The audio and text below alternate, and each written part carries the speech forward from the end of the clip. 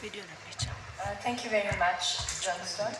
So to respond to the lady from Turkana, one of the things we have realized is that we have abandoned the place of indigenous knowledge, because some of these things that we have been experiencing have been experienced before. So we need to also bring into consideration, what have these people always done? How are they supplementing their diets in the past? And how can this be incorporated with what we are doing? Then after that, we need to move into a space where we co-create and co-design solutions. A lot of times we design solutions in a lab, in a space in Nairobi, then deliver them in the rural areas. So when we do co-creation, then we're able to address the aspects of culture where it fights back. Then there is the uptake and the reception of the solution that we are bringing to the communities becomes much easier. On the issue of imports, I'd like to look at the case of the exports. The foods that we're talking about are food crops. Their main market is in the domestic market. When you look at the way our structure is in the domestic market, it is uncoordinated, it is very fragmented. The transaction costs for even producing the food are very high. So we need to start looking at how do we coordinate value chains that are involved in the distribution of indigenous food crops. How are we organizing our farmers? Because we need to ensure that there are quality standards being embedded in the production. How can we assure that whether it is sorghum, groundnuts coming to the market, they don't have aflatoxin? How are we ensuring that? But in order for this to be done, we need to ensure that extension services are made available. We are able to have standards, good agricultural practices being adopted by these smallholder farmers. So in order for this to become viable in a very in a country where the cost of production in agriculture is very high, we need to redesign the model, bring the farmers together, aggregate, share the cost of affording extension, embed technology, and we can start working towards addressing some of these challenges. Then that way we're able to aggregate produce, we're able to standardize the production, we're able to go into value addition, we're able to supply consistently because we have coordinated the value chains right from production all the way, and even the logistics and handling the aspects of distribution become very easy. Then finally, on the issue of the assaults and the counties that are assaults, we also need to start looking at how can we ride on, for example, climate change. It has become a serious issue, but we find that a lot of the indigenous foods that we are promoting and we're talking about today are a very good solution, because a lot of them are very resilient in terms of changing climate.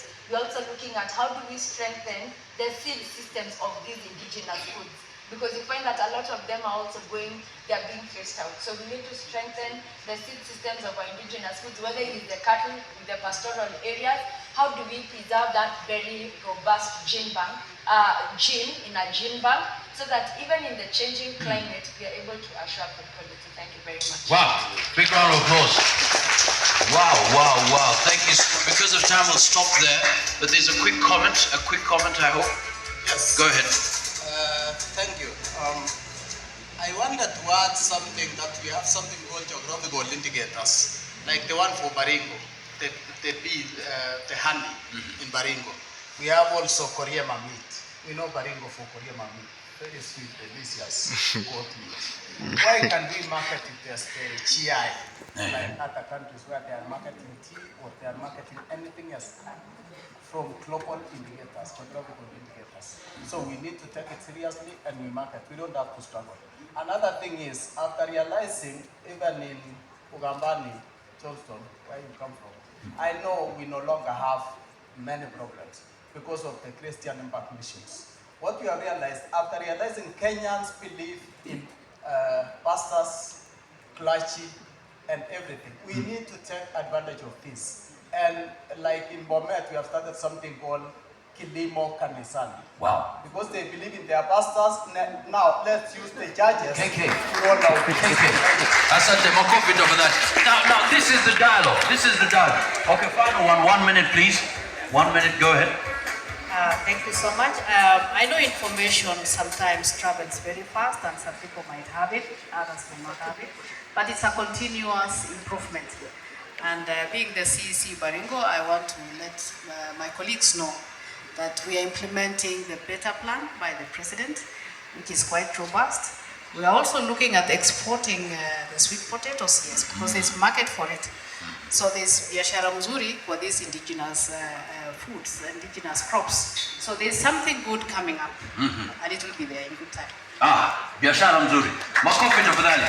And a big round of applause to our panelists. Thank you so much, Lydia and Zivo, Professor Ogada, asante sana. Any gifts? Any appreciations? Okay, we'll get that. A big round of applause. Makofi out tafadhali. We just have about 15 minutes to close. 15 minutes to close. So this one is going to be a quick one. You may kindly take your seats. Makofi out tafadhali. Makofi out tafadhali. Thank you so much. Because of time, we'll stop there. Quickly.